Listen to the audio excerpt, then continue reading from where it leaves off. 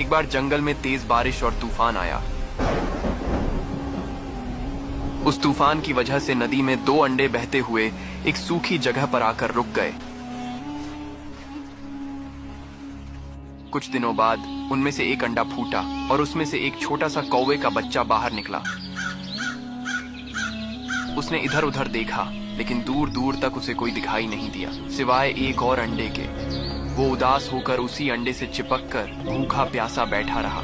कुछ दिनों बाद दूसरा अंडा भी फूटा और उसमें से एक नन्ही गौरैया का बच्चा बाहर निकला। नया दोस्त पाकर कौवे का बच्चा बहुत खुश हो गया। अब दोनों साथ साथ रहते। तुम कौन हो? मैं एक प्रवासी हूँ। तुम यहीं से निकले हो? हाँ, इस अंडे से। वो पेड़ क्या है? वो एक बड़ा पेड़ है। चलो साथ में चलते हैं। हाँ, ये जगह अनोखी है। देखो पेड़ कितना बड़ा है। हमें वहाँ तक जाना है। दूर दूर तक पैदल चलकर खाना तलाशते और जैसे तैसे अपना पेट भरते। धीरे धीरे समय बीता और दोनों बड़े हो गए। एक दिन तेज गर्मी पड़ रही थी।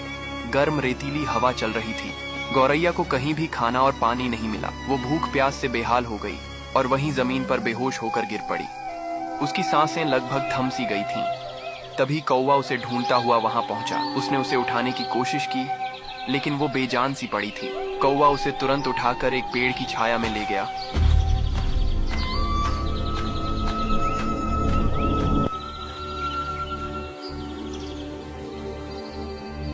तू चिंता न कर, तुझे कुछ नहीं होगा।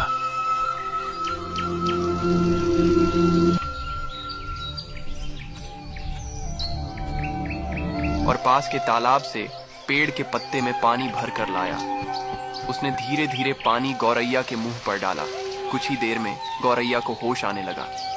फिर कौवा तालाब के पास गया, मिट्टी खोदकर कुछ केंचुए निकाले और उसे खिलाया।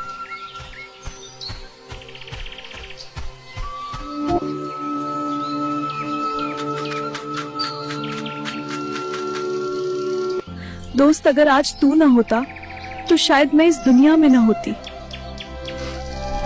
अरे पागल, दोस्त होते ही हैं मुसीबत में काम आने के लिए। उन दोनों का उनके सिवा कोई नहीं था। कौवा अपनी दोस्त गौरैया को बहुत मानता था। दोनों खुशी खुशी साथ रहने लगे।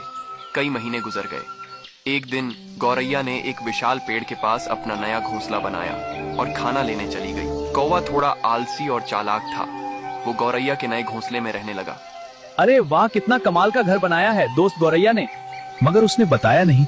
ओह, लगता है सरप्राइज देना चाहती होगी। जब गौरैया वापस आई और उसने कौवे को अपने घोंसले में बैठा देखा तो वो गुस्से में भला बुरा कहने लगी। ये मेरा घोंसला है कौवे, बिना पूछे यहाँ रहने की हिम्मत कैसे हुई तुम्हारी?